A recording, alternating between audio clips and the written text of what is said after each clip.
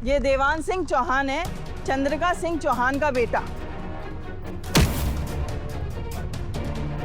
ये औरतों पर हाथ नहीं उठाता है। इसको रोकने का एक ही तरीका है, इसको घेर लो।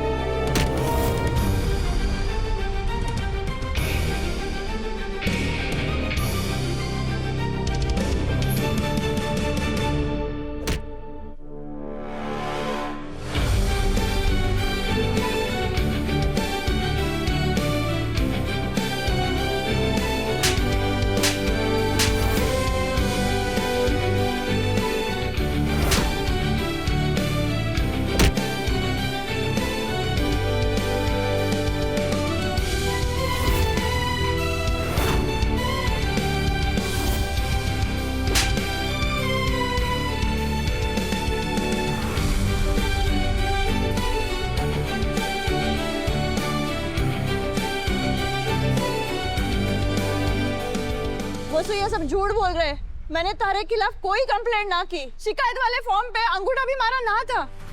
सब झूठ। ये तुम्हें फंसाने की चाल है।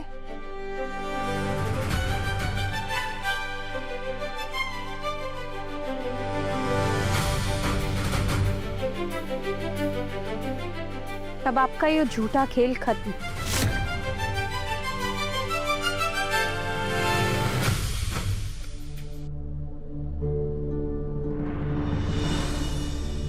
इन सब के पीछे अगर सचमुच मासा है तो क्या ये जानलेवा हमला भी मासा ने करवाया है?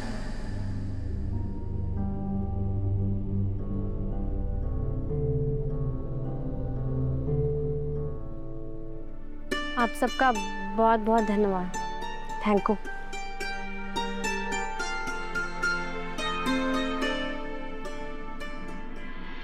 इतना कुछ हो गया और तुम अब हमें बता रहे? एक बार में बात समझ में नहीं आती है क्या? वैसे तो हमें ये बात दोबारा दोहराना नहीं चाहिए, फिर भी हम बता रहे हैं। चाहे कुछ भी हो जाए, याद रहे किसी को भी कानों कान ये खबर नहीं होनी चाहिए कि हमें पल पल की खबर मिल रही थी। कुछ भी हो जाए पर हमारा नाम कहीं भी नहीं आना चाहिए, समझे?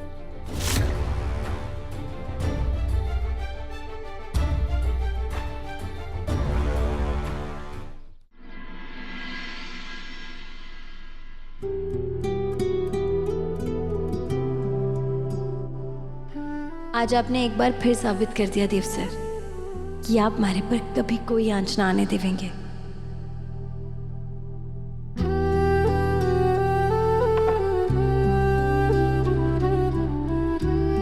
देव सर, आपने अभी तक कपड़े क्यों ना बदले?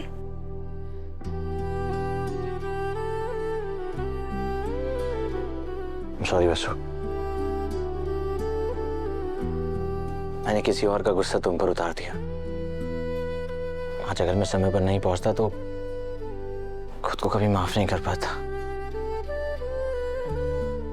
आप अपने मन पर इतना बड़ा बोझ मत लीजिए देव सर। आज मैं बिल्कुल सही सलामत हूँ तो सिर्फ आपकी वजह से।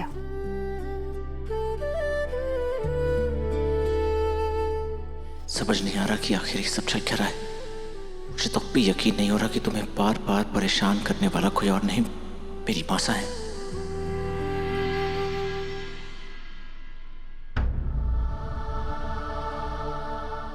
वसु, वसु भाई से आ गई। वसु, शीला जी ने चाबी दे दी? जी।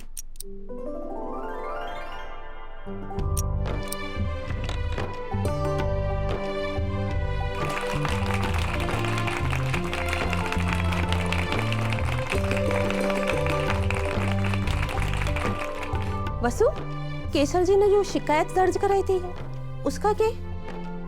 कैसे काकी, अंदर आइए। वसु, तो इसे अपने साथ क्यों लेकर आई? इसका तो चेहरा भी हम ना देखना चाहे। गीता काकी, जो कुछ भी हो उसमें कैसे काकी साकी कोई गलती ना है। उन्होंने कोई शिकायत ना करी थी। ये सब तो शीला काकी की चाल थी और वो कुछ गुंडों के साथ भी मिली हुई थी। और तो और उन गुंडों ने हमारे ऊपर हमला भी कर दिया। वो तो सही समय पर देव सर आ गए थे तो उन्होंने हमें बचा लिया। ये तो पता नहीं आज क्या हो जाता। कैसे काकी सा ने हम बहुत मुश्किल से वहां से बाहर निकाल पाए हैं। काकी आप ठीक तो है ना? मारी को माफ कर दीजिए दिव्या मैडम, आप अपनी जगह बिल्कुल सही थी। पता नहीं मारी को क्या हो गया था, मैं खुद को रोक ही ना पाई। राम जाने मैंने गुस्से में आके आपको कितना कुछ बोल दिया। हाँ, आप ये सब मत सोचिए, इंसान है ना, ये सब होता रहता है, कोई बात नहीं।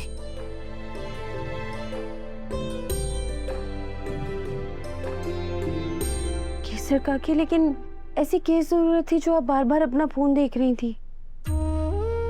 कोई दिक्कत है क्या? रो क्यों रही है चोरी? इधर आ, इधर आ, बैठ हमारे पास, बैठ इधर, बता के वो।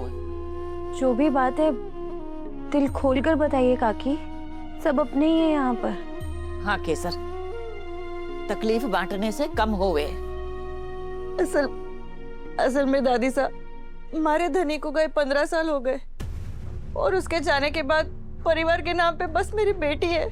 बहुत होनहार और होशियार छोरी है, पर पैसे की तंगी के कारण मैं उसे आगे पढ़ा ना पाई। पिछले साल उसके लिए एक बड़े घर से रिश्ता आया। लड़के वाले हमारी हैसियत से बहुत ऊपर के थे, पर मैंने सोचा लड़की अच्छे घर जावेगी तो उसका जीवन संवर जाएगा। इसीलिए कर्जा लेकर अपने बूते से ऊपर जाकर मैंने उसका ब्याह कर दिया। पर ब्याह के बाद उसका जीवन बद से बदतर हो गया। सासरे वाले बहुत लालची निकले, रोज रोज नई फरमाइशें, कभी सोना, कभी पैसा, कभी चांदी। जब उनकी फरमाइशें पूरी ना होती तो हमारी छोरी को मारते पीटते, 2-2 दिन तक खाना तक ना देते। मेरे पास जो कुछ भी था मैंने सब दे दिया। बेटी का घर बचा रही, इसलिए मैं कर्जे के जाल में फंसती गई। अब मुझे समझ ना आ रहा इतना कर्जा कैसे चुकाऊंगी। इसी बात का फायदा उन यूनियन वालों ने उठाया। ऊपर से हमारी छोरी के सासरे वाले हमारी छोरी को चैन से रहने ना दे रहे। धीरे धीरे उसकी भी हिम्मत जवाब दे रही है। उसकी हिम्मत जब जब डगमगाती ना, वो मुझे फोन करती और मैं फोन पे उससे झूठी तसल्ली देके उसकी हिम्मत बांधने की कोशिश करती। और मैं बस रात दिन इसी चिंता में रहती कि अगर उसने परेशान होकर मुझे फोन किया और मैं फोन ना उठा पाई तो वो कुछ उल्टा सीधा कदम ना उठा ले। अगर उसने खुद को कुछ कर लिया ना तो मैं तो जीते जी मर जाऊंगी।